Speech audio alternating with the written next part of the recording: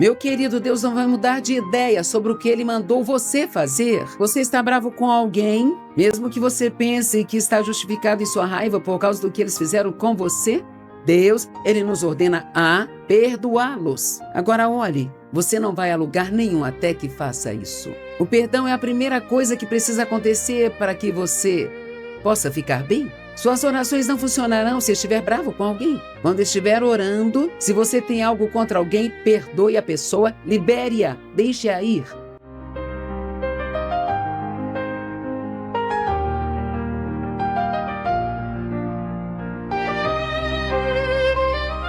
Eu não gosto de ver as pessoas estacionarem no ponto de sua dor e depois ficarem lá pelos próximos 20 ou 30 anos. E é isso que muitas pessoas fazem. Elas se machucam e então o resto de suas vidas está de alguma forma conectado a essa dor. E nós também temos o mau hábito de usar a nossa dor como desculpa para o nosso mau comportamento. Vou repetir isso porque não tenho certeza se acredita. Ainda usamos a nossa dor como desculpa para agirmos mal. O que é que tem acontecido com você? Não foi culpa sua.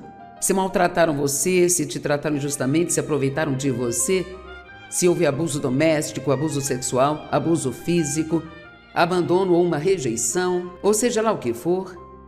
Pode ser a razão pela qual você tem problemas hoje, sabe? Mas você não pode deixar que isso se torne uma desculpa para continuar assim. E é isso que muitas pessoas fazem. Tantas pessoas no mundo são disfuncionais, isso significa que você não está funcionando da maneira que Deus pretendia que você funcionasse. Se nós pudéssemos ver a vida que Deus quer que nós tenhamos e deseja que nós tenhamos e Paulo diz, eu estou determinado a deixar de lado o que ficou para trás e avançar para as coisas que estão adiante. Avançar significa um esforço de nossa parte. Ele disse, eu estou determinado, agora ouça, eu estou determinado a me apoderar daquelas coisas pelas quais Cristo Jesus morreu para tomar posse de mim. Esse sempre foi o meu objetivo como professora. Eu amo ver as pessoas serem salvas, mas não me chamaria de evangelista, sou uma professora e, mais do que tudo, quero ver as pessoas, depois de serem salvas, crescerem espiritualmente para que elas possam desfrutar de tudo aquilo pelo qual Jesus morreu para lhes dar. Uma coisa é ser um pecador miserável, outra coisa é ser um santo miserável. E nós devemos ser felizes e desfrutar nossas vidas. Jesus disse que Ele veio para que nós tenhamos e desfrutemos nossas vidas, que a tenhamos em abundância, ao máximo até que ela transborde. Eu nunca cheguei a ser criança, porque quando eu tinha cerca de 5 anos, meu pai começou a mexer comigo sexualmente, isso progrediu a partir daí. E eu não me lembro de ter me sentido segura ou de apenas ser uma criança. E assim então eu realmente não sabia como desfrutar a vida ou como me divertir, porque eu sempre me sentia responsável por alguma coisa. E eu tinha um falso senso de responsabilidade. Se eu não tivesse um problema, eu ficaria feliz em cuidar do seu. E há vários anos atrás, quando eu vi João 10:10, e é por isso que dei ao meu programa de TV o nome de Desfrutando a Vida Diária. O ladrão vem tão somente para roubar, matar e destruir, mas Jesus disse, eu vim para que você tenha e desfrute sua vida. Então eu só quero lhe dizer uma única coisa, você deve desfrutar cada dia da sua vida. Isso não significa que você tenha que estar de férias o tempo todo ou comprar uma roupa nova. Nós somos ungidos para desfrutar uma vida cotidiana comum. As pessoas estão sempre procurando algum grande evento para deixá-las felizes. Não, nós podemos ficar felizes porque é segunda e precisamos lavar a roupa, porque é terça e precisamos ir ao supermercado. Sabe o que é ter alegria apenas porque você tem sua vida? Eu não sei você, mas estou determinada a ser feliz e enlouquecer o diabo, sabe? Porque uma coisa que ele não suporta é que as pessoas sejam felizes e desfrutem a vida. Você deve desfrutar de Deus, seja amigo dele. Cavar no passado para descobrir por que somos do jeito que somos hoje é muito popular, sabe? E não sou contra o aconselhamento. Eu nunca fui para o aconselhamento. O Espírito Santo era o meu conselheiro, mas Isso não era tão popular quando eu estava tentando superar meus problemas. Eu não tinha dinheiro para ir de qualquer forma, mas se você for receber tenha certeza de que seja alguém que saiba o que está fazendo. Um psicólogo me disse, eu estava no meio de um aconselhamento de um dos meus clientes um dia e, de repente, pensei, eu não tenho a menor ideia do que vou dizer a ele. Então eu dei a ele o seu livro, O Campo de Batalha da Mente, e o mandei embora. Então vá a um conselheiro cristão, porque ele vai usar a palavra, mas você não precisa fazer isso porque o Espírito Santo é o nosso conselheiro, o nosso consolador, o nosso professor. Amém? Ele me tirou da minha bagunça uma coisa de cada vez. Ele me revelava, eu trabalhava com ele naquilo, e então eu superava, e aí nós começávamos uma outra coisa, e a primeira coisa que o Espírito Santo tem para lhe mostrar é a verdade sobre você. A verdade sobre você, não sobre outra pessoa. Então você não tem que ficar aqui pensando, cara, eu queria que fulano estivesse aqui. Seria bom que ele estivesse aqui, mas Deus trouxe e foi você, então talvez haja algo aqui para você hoje, sabe? Ou talvez ajude você a entender melhor a outra pessoa com quem você está se relacionando. Às vezes culpamos as pessoas por todas essas coisas e elas nem percebem o que estão fazendo. As pessoas me diziam, por que você está agindo assim? Eu pensava, agindo assim como? Honestamente, eu não sabia que eu tinha um problema. Eu não sei como poderia não saber que eu tinha um problema, mas eu não sabia que eu tinha, eu achava que Dave era o problema. Se Dave mudasse, eu ficaria feliz. Se meus filhos se importassem mais, eu ficaria feliz. Se eu pudesse trabalhar, eu ficaria feliz. Se eu não tivesse que trabalhar, eu ficaria feliz. E sabe, Dave finalmente me disse um dia, quer saber, eu tentei de todas as formas imagináveis fazer você feliz e eu finalmente entendi que você não quer ser feliz. Então me cansei de tentar. Mas, ele disse, eu vou desfrutar minha vida. Isso me deixou irada. Porque quer saber? Pessoas infelizes gostam de tornar outras pessoas infelizes também. Agora, se você está em um relacionamento com uma pessoa infeliz, não deixe que ela te torne infeliz. Não se torne codependente do problema dessa pessoa. Enquanto eu ficava irada, ele apenas desfrutava a sua vida e eu queria arrancar a cabeça dele. Eu ficava tão irada quando ele fazia isso. Mas quer saber? Essa foi realmente uma das formas pelas quais Deus chegou a mim. Porque eu não podia controlá-lo. Eu não conseguia controlá-lo com a minha ira, com meus ataques. Ele não ficava esfregando nada na minha cara, ele simplesmente prosseguia e era feliz. E ele não estava bravo comigo, só prosseguia e era feliz. Ele estava lá comigo, sabe? Ele me amava quando eu o recebia. Na maioria das vezes eu não sabia como recebê-lo, porque qualquer pessoa que me dissesse que me amava, eu pensava, bem, se isso é amor, eu posso passar sem ele. Amém? E o fato é que eu nunca tive ideia de que Deus estava interessado em minhas emoções, sabe? Eu pensava que a única coisa com que ele se importava era com minha vida espiritual, se eu era salva, se eu ia à igreja, era só isso. Eu continuei assim como cristã por talvez uns 10, 15 anos. Eu fico irritada quando digo a alguém, você é cristão? E a pessoa me diz em qual igreja ela vai. Eu não te perguntei em qual igreja você vai. Você pode ir à igreja e não ser um cristão? Porque ser um cristão significa ser um seguidor de Jesus Cristo. Significa ser transformado à sua imagem, tornar-se como Jesus. Não tem nada a ver com ir à igreja. Agora, você deve ir à igreja talvez por 3 razões principais. Quando você está perto de outras pessoas, você se torna responsável. Se não estiver lá, alguém pode ligar para ver onde você está? Talvez, eu espero que sim. Você pode adorar corporativamente, ouvir a palavra de Deus. Se você estiver no lugar certo, você será ensinado sob a unção do Espírito Santo e vai além da sua cabeça para o seu coração e isso mudará a sua vida. Se você está num lugar semana após semana e não está aprendendo nada, vá para outro lugar. Bem, eu não quero que a vovó fique brava. Bem, deixe a vovó ficar brava. É a sua vida que está em jogo. Amém?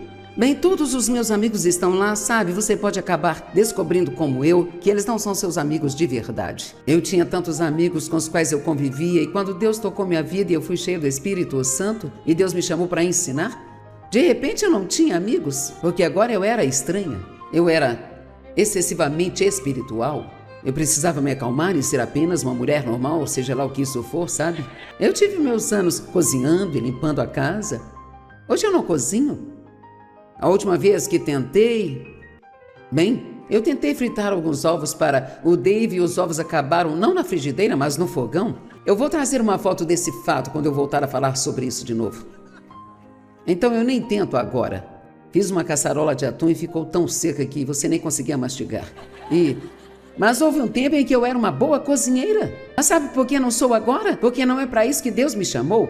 Eu tinha uma vizinha que costurava e fazia as roupas da família. Ela queria que eu costurasse, então eu tive aulas de costura e fiz um par de shorts pro Dave. E quando terminei, o bolso era maior do que os shorts. Os shorts terminavam aqui e o bolso estava aqui, ó. Tentei cultivar um jardim porque ela tinha um jardim, íamos enlatar tomates e um bando de insetos pretos veio durante a noite, fizeram grandes buracos nos meus tomates e não tocaram nos tomates dela.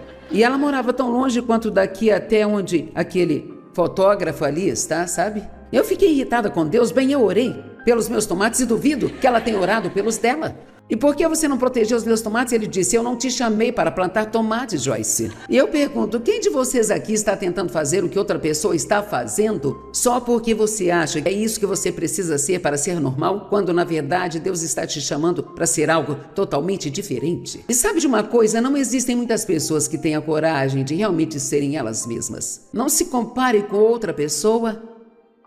Não queira competir com ninguém. Se Deus se deu ao trabalho de dar a cada um de nós um conjunto diferente de impressões digitais e um DNA diferente, isso por si só deveria nos dizer que Ele não quer que nós sejamos como outra pessoa.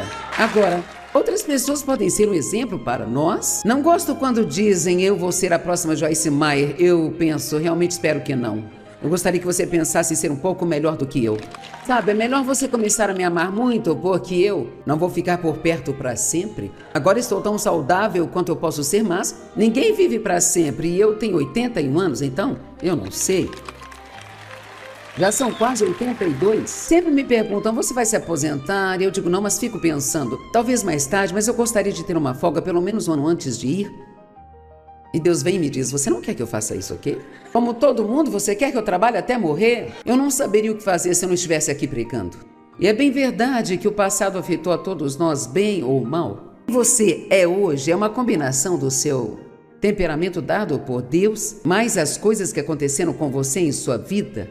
E isso se torna a sua personalidade. Você não pode fazer nada sobre seu temperamento natural dado por Ele, mas você pode, com a ajuda de Deus, fazer mudanças em sua personalidade, não deixando o passado controlá-lo. Aqueles dias se foram, você tem que deixá-los ir. É hora de prosseguir. Se você está estacionado no mesmo lugar há muito tempo, ou como Deus disse através de Moisés aos israelitas, vocês estão há muito tempo em volta desta montanha. Talvez alguns de vocês estejam na mesma montanha há muito tempo. Você está preso. É hora de sair desse lugar e dizer, agora já deu. Eu não vou mais deixar o passado controlar-me. Eu vou ficar bem, seguir em frente com Deus e ter a vida que Ele pretendia que eu tivesse. E você terá que tomar uma decisão. Você não pode apenas orar para que Deus faça tudo por você. Você ora, mas tem que estar disposto a cooperar com Deus. Eu fiquei bem porque o Espírito Santo me disse para fazer certas coisas e eu fazia. E Ele punha o livro certo em minhas mãos na hora certa, ou tinha uma pessoa certa falando em nossa igreja, na hora certa. E sabe, se você está fugindo do seu passado, é hora de ficar parado e deixar Deus curá-lo. A família do comercial de margarina foi embora. Estamos vivendo em um mundo muito louco hoje, mas acredito que ainda podemos desfrutar nossa vida. Não importa o quão ruim as coisas fiquem, porque nós temos um outro reino secreto no qual vivemos, chamado Reino de Deus. Estamos no mundo, mas não somos do mundo. Romanos 14:17 diz, o reino de Deus não é comida nem bebida, mas é justiça, paz e alegria no Espírito Santo. Essas são 3 coisas que Deus quer que você tenha. Estar bem com Ele, ter paz e ter alegria. Jesus veio, trouxe boas novas. O Evangelho são boas notícias. Você não recebe boas notícias na TV. Lucas 4:18, Jesus, falando, disse, o Espírito do Senhor está sobre mim, porque Ele me ungiu e me pergunto quantas pessoas sabem o que é unção. É a presença e o poder de alguém que realmente pode ser sentida. Você pode não saber o que é, mas sabe que essa pessoa é diferente e é atraída por ela. O Senhor me ungiu para pregar as boas novas do Evangelho aos pobres. E Ele não está falando apenas de pobres financeiramente, está falando dos pobres de espírito. Os feridos, as pessoas de quem estou falando que estacionaram na dor há 20 anos e está deixando o diabo comandar a vida delas. O Senhor me enviou para anunciar libertação aos cativos e trazer restauração a vista dos cegos, para libertar os oprimidos, abatidos, moídos, esmagados e quebrantados pela calamidade. Agora, essa unção que estava em Jesus está em mim. E sem querer parecer orgulhosa, esta unção está em mim hoje, enquanto eu falo aqui com você, sabe? Porque a unção é o que quebra as amarras de nossas vidas. Você tem que ouvir pessoas ungidas ou estará perdendo o seu tempo. Não faço nada extravagante, isso é tudo que eu tenho, sabe? Então, minha intenção é fazer a mesma coisa que Jesus fez e assim tentar libertar você. Porque essa palavra deve fazer algo, deve quebrar algo de você, deve acrescentar algo à sua vida. Tem uma senhora aqui, eu não sei quem ela é, mas me disseram que ela voou até aqui, vinda lá da Áustria, só para estar nesta conferência. Oi? Engraçado é que minha filha está lá na Áustria pregando neste fim de semana. A senhora veio para cá e ela foi para lá. E Mike disse que ela estava tentando dizer a ele o que Deus fez por ela na noite passada e ela não conseguia. Estava tão emocionada que não conseguia falar, sabe? Bem, isso é incrível. Talvez tenhamos vindo aqui. Não sei se sabem ou não, o aluguel daqui não é barato. Nós viemos aqui, talvez só por causa dela, eu não sei. Mas vou te dizer algo, quando a sua vida muda, é provável que você mude a vida de outras pessoas também. Porque o que quer que Deus tenha feito nela, isto fará uma mudança e ela irá para casa e nem precisará abrir a sua boca e as pessoas notarão essa mudança. Amém? Quando as pessoas começam a dizer você é diferente do que aconteceu com você, então estão abertos para ouvir sobre Jesus. Amém? A nossa disfunção geralmente se manifesta em falta de equilíbrio. Nós não fazemos coisa alguma, nós fazemos muito de alguma coisa e não o suficiente de outra. Sabe, as pessoas não gastam dinheiro consigo mesmas porque não merecem ou elas se tornam viciadas em compras e vivem comprando coisas online. Meus filhos não me ensinam a comprar online, sabe? Eles têm medo que eu compre 3 caixas de Xing Ling e pense que comprei uma bela garrafa de Atlanta. Mas eles fazem isso por mim, sabe? A disfunção se manifesta em insegurança e baixa autoestima, sentir-se um fracasso e, portanto, tentamos compensar com perfeccionismo. Se eu for perfeito, então terei mérito e valor e ninguém encontrará nada de errado em mim. Cara, tentar ser perfeccionista é um trabalho árduo, não é? Ou você se torna um trabalhador compulsivo, que era o que eu era? Um autoempreendedor, tendo mérito e valor pelas realizações? O que eu era? Não vou me ferir novamente porque estarei no controle de todas as situações. Ou as pessoas ficam isoladas e retraídas, elas não querem ter nada a ver com ninguém porque têm medo de se machucarem. Outras simplesmente não fazem nada. Esses são métodos para sobreviver, mas não são curativos e Jesus quer nos curar. Porque o meu jugo é suave e o meu fardo é leve. A vida não tem que ser difícil. Dave costumava me dizer, você está tentando me fazer sentir pena de você, não vou sentir pena, eu estava só. Sabe, eu tinha tanta rebelião em mim pela maneira como eu fui tratada e ele era perfeito, mas na época eu não sabia. Nós tivemos um começo muito estranho. Quando ele me conheceu, eu estava lavando o carro da minha mãe e ele passou para pegar o moço que morava no andar de cima, com quem ele trabalhava e tentou flertar comigo. Ele disse, quando terminar de lavar esse carro, você lava o meu? Eu disse, se quiser o seu lavado, lave você mesmo. E ele disse que o que ele sentiu foi, essa é a garota para mim. Agora, acho que ele devia ter um parafuso a menos, eu não sei. Mas ele estava orando por uma esposa, ele tinha 26 anos, estava pronto para se casar. E ele cometeu um erro, faça com que seja alguém que precise de ajuda. É melhor ter cuidado com o que oramos. Nós tivemos uma vida realmente maravilhosa. Difícil às vezes, sim, mas ainda estamos surpresos com tudo que Deus tem nos deixado fazer. Nós nos maravilhamos o tempo todo. Sabe, você tem que decidir ficar bem, parar de sentir pena de si. Marcos 8,34 diz, ele chamou a multidão e disse, aquele que quiser ser meu discípulo, negue a si mesmo. Tome a sua cruz e siga-me.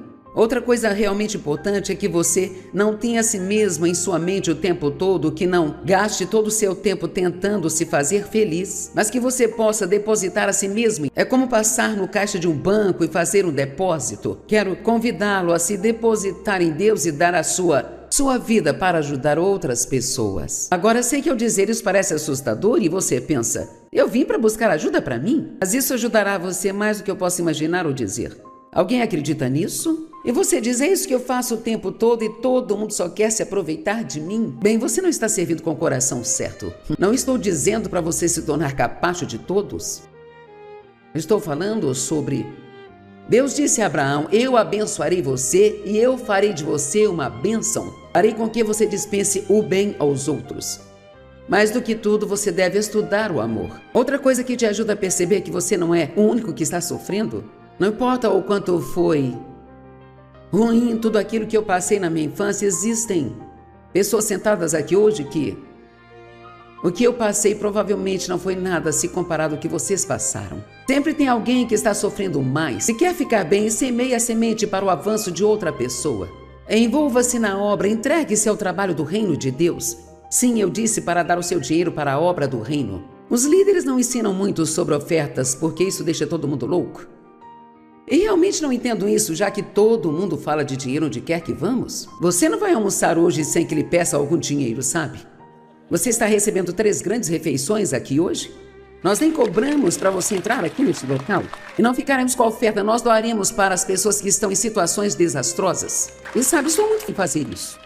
Estou feliz em vir aqui e pagar por este prédio e dar todas as ofertas para ajuda humanitária, porque sei que nada deixa o diabo mais louco do que quando você abençoa outras pessoas. Quando a vida lhe for dolorosa, não fuja dos seus problemas. Eu quero falar com você de várias pessoas na Bíblia que fugiram, te mostrar que Deus ele sempre te enviará de volta para o lugar de onde você fugiu para que possa encarar. Você não pode fugir porque você tem que passar, sabe?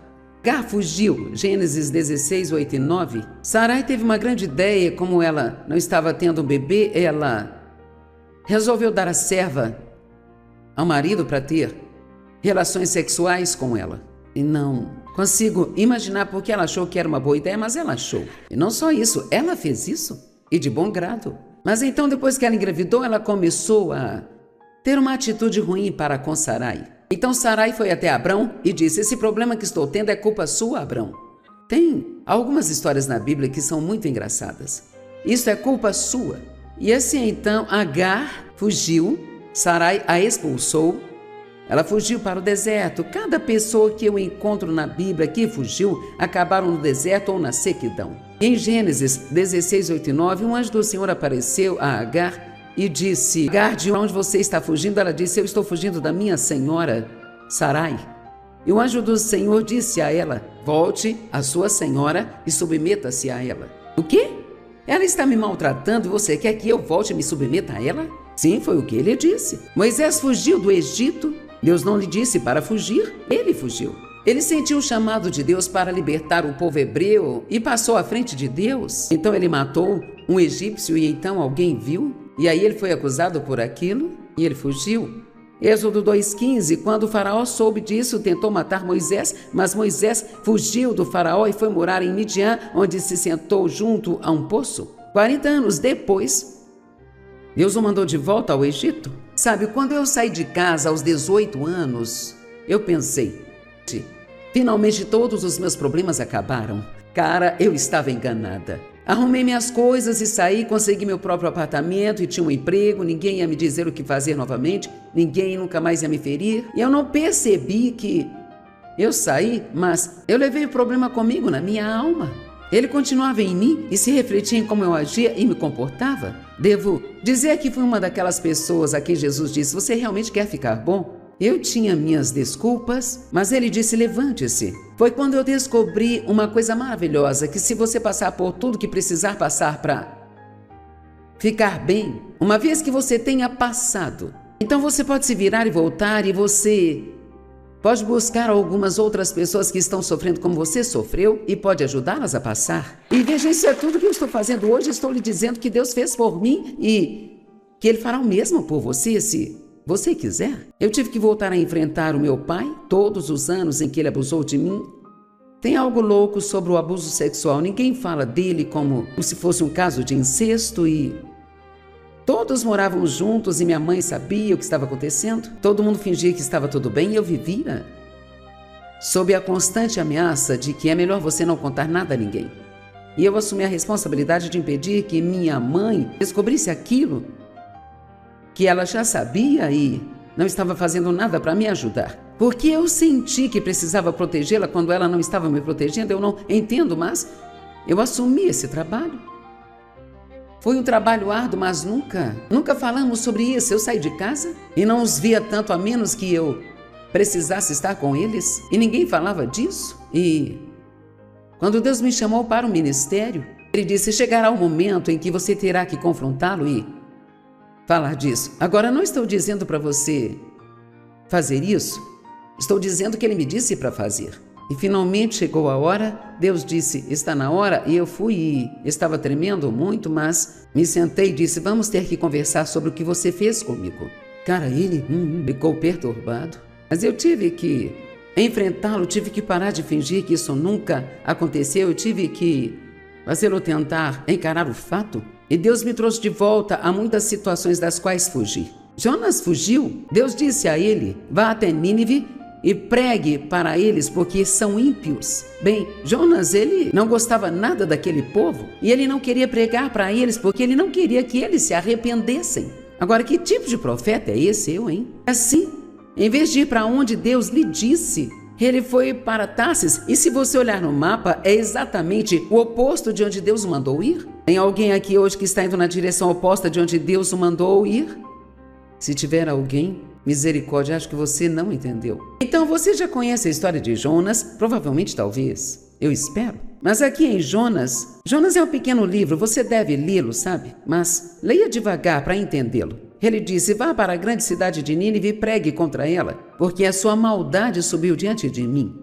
Mas então Jonas fugiu do Senhor, ele foi para Tarsis, ele desceu a Jope, onde encontrou um navio com destino àquele porto, e depois de pagar a passagem, ele embarcou e, enquanto estavam lá fora, uma grande tempestade, uma violenta tempestade surgiu e o navio estava prestes a se partir. E os marinheiros disseram: vamos lançar sorte e descobrir quem está causando isso, e a sorte caiu sobre Jonas. E disseram a Jonas: o que você fez? Ele disse: só me pegue e me jogue no mar e ele ficará calmo.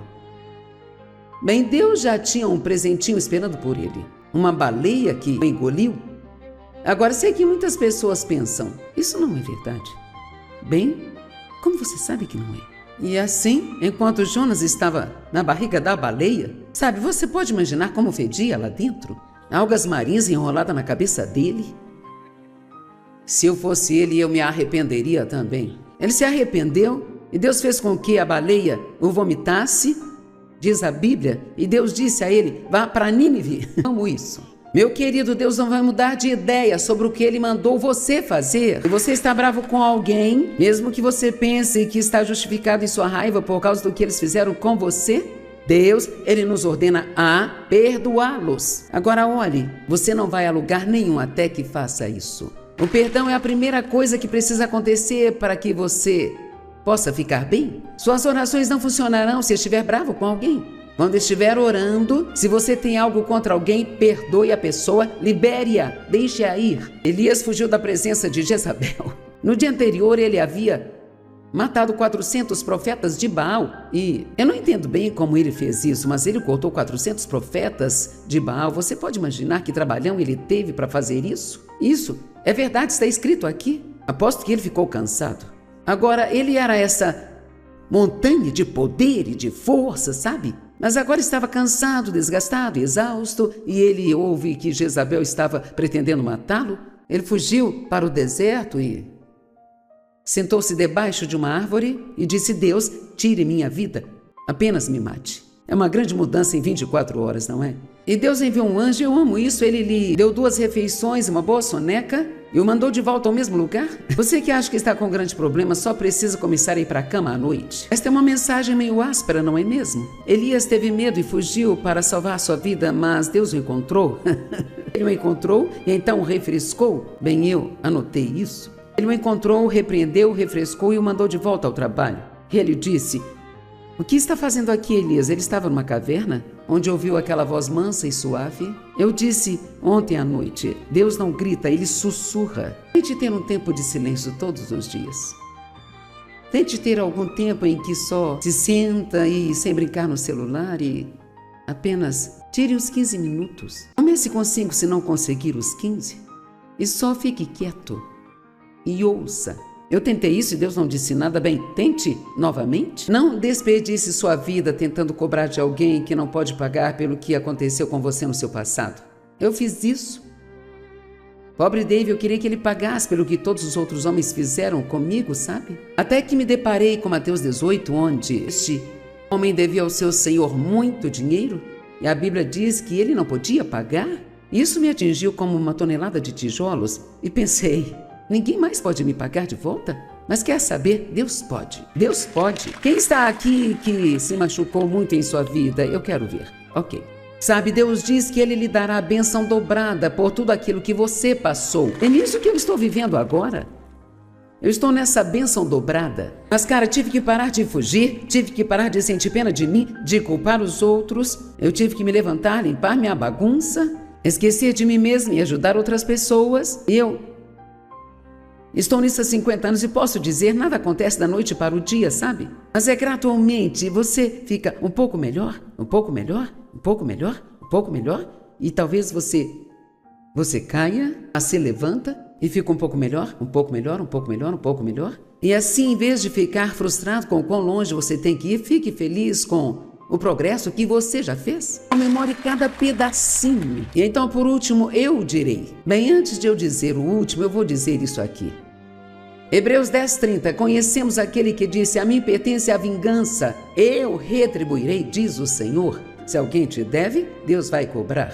Pare de culpar e siga em frente. Não guerreamos contra carne e sangue, mas contra principados e potestades nos lugares celestiais.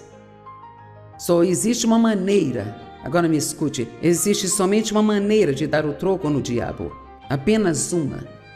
Está em Romanos 12:21, nós vencemos o mal com o bem. Quando o diabo te ferir, você vai ser bom para alguém. Eu sei que parece invertido, mas vivemos em um reino invertido que na verdade é o lado certo, sabe? É o mundo que está invertido. Se você quiser mais, dê o que tem. Os primeiros serão os últimos. Muitos dos princípios de Deus são o oposto aos do mundo. Quando as pessoas ferirem você, não tente se vingar. Perdoe-os. Então ore por eles. Abençoe-os. Se tiverem fome, dá-lhes de comer. Se tiver sede, dá-lhes de beber.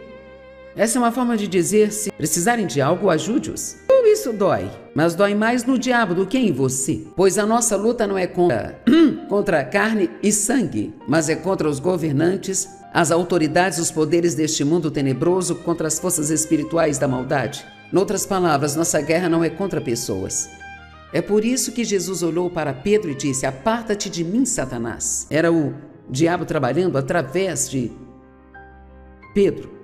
E foi também o diabo que entrou e o fez trair a Jesus. Agora sim, eles tinham a responsabilidade de não deixar o inimigo fazer aquilo. Mas muitas vezes as pessoas não sabem o bastante para não deixar o diabo usá-las. Então pare de culpar outra pessoa.